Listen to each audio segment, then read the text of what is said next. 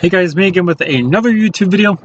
Today we're going to be taking a look at a really small SMG, and I'm kind of going out of order. So for those of you who don't know, I'm working on making almost all the weapons from Rainbow Six Siege, as much of them as possible.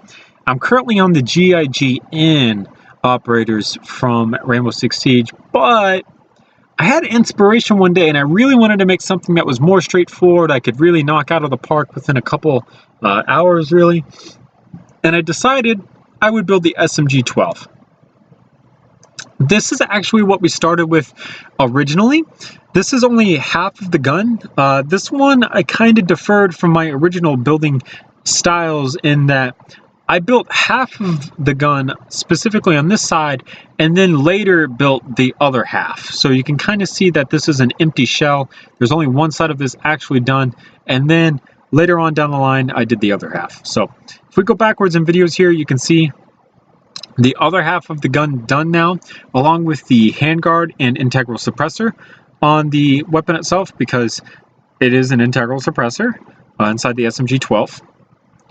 And then I did a test render for someone else using a couple settings, and that's what this image is. And then I did the normal test, the normal rendered image that I usually do, which is what this is. So this is what it looks like without the handguard on it. So if you ever wondered what the SMG-12 looks like without the handguard, that's actually what it looks like. So if you appreciate that or something, leave a like. I don't know. Have at it. This is what it actually looks like inside of LDD. So again, this is a really straightforward model for the most part. There's not a whole lot going on that's too complicated. Some of it is pretty complicated, other portions of it not so much. So starting with the stock does fold, but it's not really the most like insane folding mechanism. There's really no way to lock it in. It literally just rotates on these pieces here, which is a couple technic pieces. I don't know if I'm going to be able to select what I need to select to actually get this to fold. Yep, there we go.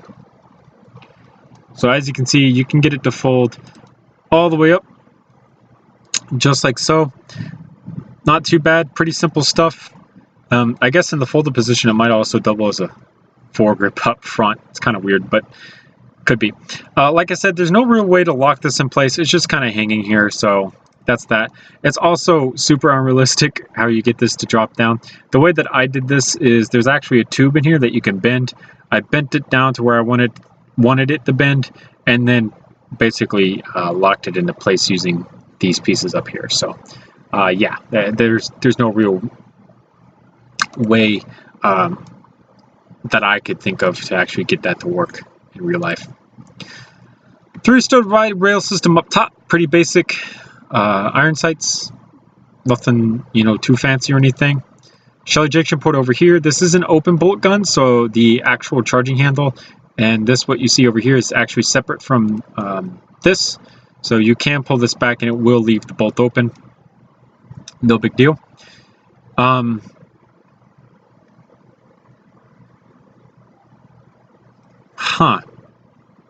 This is on the gun, but I don't remember what this is. I think that might be the fire selector or safety. I'm not entirely sure, to be honest with you guys.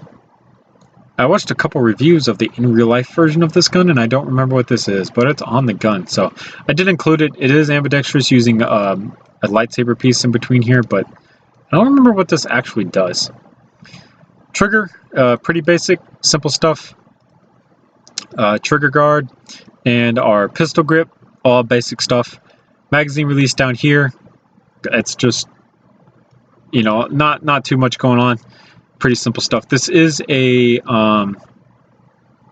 3-stud wide magazine, but it's only 3 studs wide down here outside of the magazine grip, or out of the pistol grip. It's not 3 studs all the way up.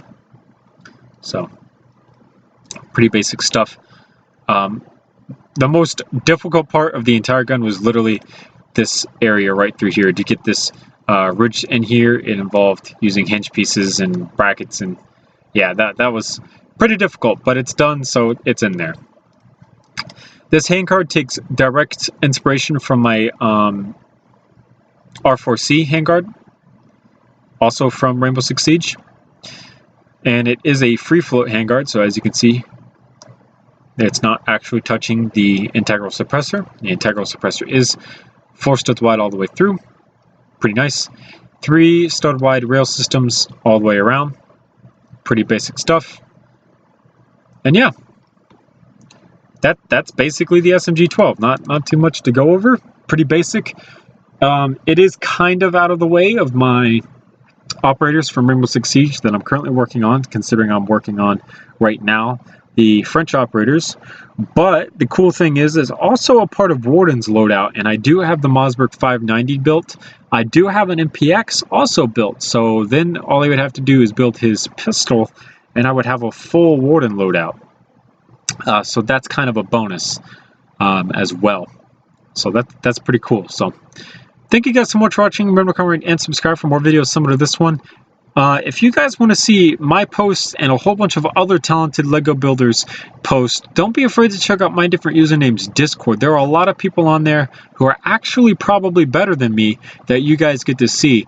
I stopped posting on my YouTube channel, particularly because I post so much in my different usernames Discord. So don't be afraid to go check that out so that you guys can see a whole bunch of really cool things going on over there. Thanks so much for watching. See you guys later.